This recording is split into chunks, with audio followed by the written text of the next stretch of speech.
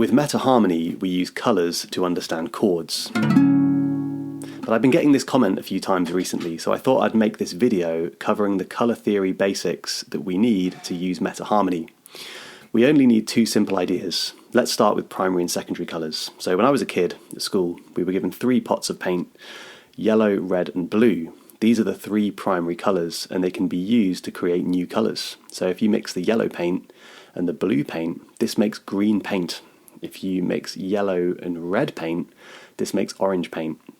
If you mix the red and the blue, you get purple paint. So these 3 new colours are called the secondary colours, and all 6 colours can be presented in this really satisfying wheel, which has no beginning or end. It just spins around on itself. So we can see that yellow is part of orange because it mixes with red, and red is part of purple because it mixes with blue, which is part of green because it mixes with yellow, and round it goes.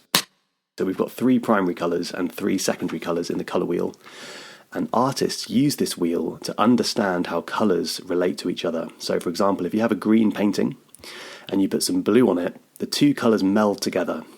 This is because of their closeness on the colour wheel, and the technical term for this is analogous. So blue and green are analogous colours, but if instead I use red on the green instead of the blue, it pops out against the green.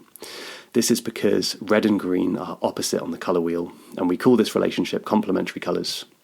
This can give a really clashing effect, or it can give a beautiful contrast, like this red flower against its green leaves. So we've got primary colours, we've got secondary colours, and complementary colours. And this is all we need to know for meta-harmony. But you're probably thinking at this point, okay, how do these colours relate to music? What is complementary colours in a chord?